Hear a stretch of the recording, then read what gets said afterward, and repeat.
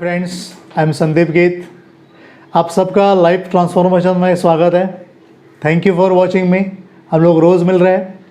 हमारा जो कल का सब्जेक्ट था, कल का टॉपिक था, वो था कि किसी को हर्ट नहीं किया जा सकता या हर्टिंग के जाल में हम लोग फंस जाते हैं अगर हम लोग किसे हर्ट करें तो। लेकिन यदि ऐसा कभी कभी होता है कि कोई हमें दूसरा हर्ट करता है तो हमें क्या करना चाहिए? फ्रेंड, आज का वही टॉपिक है, फॉरगिव एंड फॉरगेट। अगर कोई भी हमें हर्ट करे तो उसको फॉरगिव कर दो और वो वाकया भूल जाओ। बहुत ही डिफ़िकल्ट है लेकिन ये कर सकते हैं। देखते रहिए। और आपने अगर मेरा चैनल सब्सक्राइब नहीं किया है तो सब्सक्राइब करिए ताकि आप ये सारी यूज़फुल वीडियोज़ जो है ये देख सके। संदीप गीत नाम का यूट्यूब का चैनल है। तो हम लोग शुरू करते हैं मित्रों कि कैसे हम लोग दूसरों को क्षमा करें। फ्रेंड्स, इसके लिए हम लोग फिर से एक्टिविटी करने वाले, जैसे हम लोग गए 3 लेक्चर्स में करते आ रहे हैं। आपको शांत समय में जाना है, शांत बैठना है, ध्यान की मुद्रा में सांसों पर ध्यान देना है और आपको उनके नाम याद करने हैं जिन्होंने आपको हर्ट किया था। वो कौन सा भी इंसिडेंस होगा, जाने अनजाने में होगा, लेकिन you have to recall the names of those people in your life who hurt you or harm you willingly, unwillingly, okay, knowingly, unknowingly, with the incidences। उनको आपको याद करना है और उनके जो नाम है वो एक पेपर पे आपको लिखना है, जैसे मैंने आपको बताया था। ओके, और आगे जाएंगे, ठीक है। और एक बात ध्यान में रखिए, जैसे हम लोगों ने किया था वैसा ही करना है। हर एक जो व्यक्ति है जिसने आपको हर्ट किया था उसके बारे में हम लोग को पर डे हर एक के लिए पैराग्राफ लिखना है और उस पैराग्राफ में वो इंसिडेंट्स भी मेंशन करना है कि कहाँ पर उसने आपको हर्ट किया था। फ्रेंड्स, ये पहला स्टेप है, ये पहला आपका पायदान है जिस पर आप उस व्यक्ति को क्षमा कर दें या फॉरगिव करने के लिए शुरुआत कर दें। और अगर आपको लगता है आपने उसे फॉरगिव कर दिया है तो एक छोटी सी टेस्ट कीजिए। उसे मैं हमेशा एसिड टेस्ट बोलता हूँ। हाँ, वो क्या टेस्ट है बोलता हूँ। अगर समझो आप बोल रहे हैं कि फ़लाना व्यक्ति को मैंने माफ़ कर दिया सर, मैंने उसका नाम भी लिख दिया, वो पैराग्राफ भी लिख दिया और सर मैंने अभी उसको माफ़ कर दिया। तो अगर आपको उसके बारे में कोई अच्छी खबर सुनाई देती है और आपके अगर मन में कुछ सर्र नहीं हुआ, आपको भी अच्छा लगा, तो आपने उसको माफ़ कर दिया है। लेकिन उसके बारे में बहुत कुछ अच्छा सुनाई दिया आपको जिसने आपको हर्ट किया था और आपका अगर मन में कुछ दुख रहा है, सो बाय एसिड टेस्ट आपने उसे माफ़ नहीं किया, तहे दिल से माफ़ नहीं किया। ध्यान में रखिए। तो कैसे माफ़ किया जाए? अभी कुछ हमारे फ्रेंड है वो झट से पूछेंगे क्यों हम उन्हें भाई क्यों माफ़ करें कि जिन्होंने हमें तकलीफ़ दी है, हमारे लाइफ में ऐसा कुछ उन्होंने जहर भर दिया है कि हम लोग बहुत हर्ट हुए, तो हम लोग उन्हें क्यों माफ़ करें? यही बताने के लिए ये मेरा वीडियो है। फ्रेंड, एक बात ध्यान में रखिए, अपना जो लाइफ होता है वो हमेशा हमें माफ़ करता है। इट ऑलवेज फॉरगिव अस।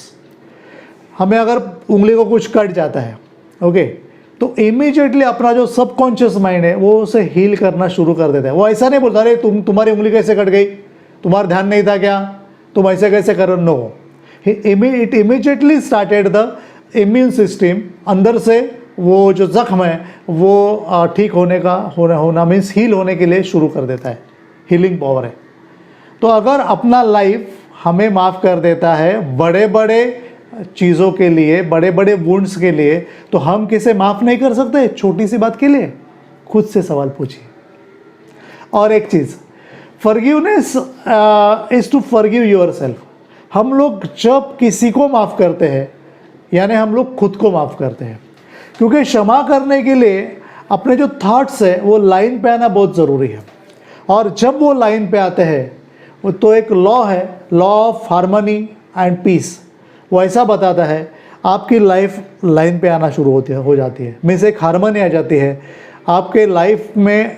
ऐसा कुछ एक पास मेमोरी रहती है, ऐसा कुछ वाकया रहता है, वो धीरे धीरे धीरे धीरे वैनिश हो जाता है, या you can easily clean it, ऐसा होता है। तीसरी बात ये है कि उसने मेरे को ऐसा बोला, उसने मेरा इंसल्ट किया, मैं क्यों उसे माफ़ करूं? 3 साल पहले मुझे ऐसा उसने बोला था, मुंह पे बोला उसने मेरे को ऐसा, और उसने मेरा इतना इंसल्ट किया, 100 लोगों के सामने मेरा इंसल्ट किया, या मेरे ग्रुप में मेरा इंसल्ट किया, सर्कल मेरा इंसल्ट किया, मैं उसे क्यों माफ़ करूं? एक बात ध्यान में रखिए फ्रेंड्स, कि 3 साल पहले का वो और 3 साल पहले के आप अभी नहीं हैं, क्योंकि ऐसा मेडिकल साइंस बोलता है कि हर 11 महीने के बाद हमारी सारी सेल्स चेंज हो जाती है। तो अभी आप जो है वो पूरे नए हैं, और अभी वो है वो पूरा नया है। जिन्होंने आपका इंसल्ट किया था, जिसने आपको हर्ट किया था, वो भी है ही नहीं, फिजिकली एंड साइकोलॉजिकली ही नहीं, इज नाउ चेंज पर्सन, अलग ही हो गया, ऐसा साइंस बताता है। तो उसे हम लोग दबा के क्यों रखे उस इवेंट 1 को? इसके लिए ध्यान में रखिए, उसको छोड़ दीजिए, क्योंकि अभी आपके सामने वो नया है और आप भी उतने ही नए हो, तो वही दबा के मत रखिए अपने दिल में। और एक चीज़ है, हमेशा जो क्रिटिसिज्म रहता है, उसके लिए हम लोग बहुत परेशान रहते हैं, बेचैन रहते हैं। यहाँ पर मैं आपको एक बौद्ध भिक्षुक था, उसका मैं आपको एग्जाम्पल दूंगा। वो जो बौद्ध भिक्षुक था, उसको एक दिन एक बुरा आदमी मिला और उसने उसको गालियाँ देना शुरू कर दी, बहुत गालियाँ दी, बहुत उल्टा सुल्टा बोला, उसको बहुत क्रिटिसाइज़ किया, लेकिन उसने उसको कुछ नहीं बोला। तो अपने ऐसा एक इंसान वो देख रहा था, वो बाद में उसको जाके मिला, वो बौद्ध भिक्षु को, और उसने बोला कि हे साधु, उसने आपको इतनी गालियाँ दी, इतना क्रिटिसाइज़ किया, तब भी आप इतने शांत हैं, कैसा? How is it possible? तो उन्होंने फटाक से एक उनको उत्तर दिया, criticism can not hurt you without your consent. जब तक आप अनुमति नहीं देते, कौन सा भी क्रिटिसिज्म आपके अंदर आएगा नहीं, आपको हर्ट करेगा नहीं। उसने मुझे गालियाँ दी, लेकिन मैंने नहीं ली, तो मुझे वो लगेंगी नहीं। हम लोग हमारे दिल पे ऐसी बातें ले लेते हैं, ज़बरदस्ती ले लेते हैं, और हर्टिंग हम लोग ही तैयार कर देते हैं। Okay, because our mind is a magnifying glass, वो बड़ा कर देता है सब, और अरे मेरे को ऐसा कैसे बोला, उसने मेरे पास ऐसे कैसे देखा, यहाँ से उसने मेरे को धक्का कैसे दिया, इधर से हम लोग को बात बढ़ा लेते, वो exaggerate the thing, and due to that सब ये परेशानियाँ शुरू हो जाती है। सोच के देखिए, हमारा जो NLP है, न्यूरो लिंग्विस्टिक प्रोग्रामिंग, जिसका मैं लाइफ कोच हूँ, वो क्या कहता है, those people okay who are hurt, वो क्या करते हैं हमेशा, वो अगर हमें हर्ट करते हैं, तो जो मिसट्रीटेड या जो भी हमें हर्ट करते हैं पीपल, या जो भी हमें मिसट्रीट करते हैं, हमसे बराबर बर्ताव नहीं करते, या जो भी हमें फंसाते, डिसीव करते हैं, तो क्या हो जाता है हमेशा कि उनके प्रति हमारे मन में एक एंगर आ जाता है, ओके, रिसेंटमेंट आ जाता है, जिसको चिढ़ बोलते हैं हम लोग, और हैटर्ड्स आ जाता है। हैट्रेड मीन्स तिरस्कार आ जाता है। और ये सारी चीज़ें हैं, इस चीज़ों से क्या होता है हम में, ओके, इट कॉजेस इन्फ्लेम्ड, जलन सी पैदा होती है दिल में, okay, and also it causes that is a festering wounds, कभी ना भरने वाले जो घाव है वो तैयार हो जाते हैं, हमेशा वो घाव ताज़े रहते हैं। और ऐसे में अपना जो सबकॉन्शियस माइंड है वो क्या करता है, it causes different kinds of diseases, from arthritis to cardiac disease, अलग अलग प्रकार के डिजीज तैयार हो जाते हैं, जिसको हम लोग साइकोसोमेटिक डिजीज बोलते हैं। इसके लिए कोई भी आपको हर्ट करे, किसको हर्ट करना नहीं चाहिए, लेकिन अगर कोई अपने को हर्ट करे तो अपने को कैसा रहना है, वो बौद्ध भिक्षु की तरह, ओके, वो दिल पे नहीं लेना है। क्योंकि जो वर्ड्स होते हैं, ओके, वो जो वर्ड्स होते हैं, जो लोग बोलते हैं या जो कुछ करते हैं, उससे अपने बॉडी को कुछ छाले पड़ते हैं क्या, नहीं पड़ते, तो क्यों इतना लेना है।